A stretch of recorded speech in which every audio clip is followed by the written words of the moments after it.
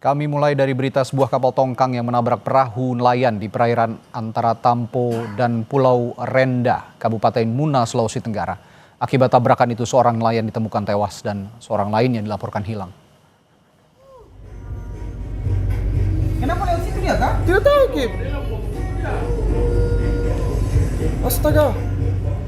Kapal tongkang Buana yang ditarik kapal tugboat menabrak perahu longboat milik nelayan pada Sabtu kemarin. Benturan kuat membuat perahu hancur dan diduga 3 nelayan di dalamnya terhempas ke laut.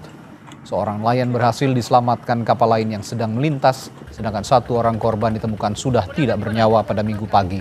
Sementara seorang lainnya masih dalam pencarian.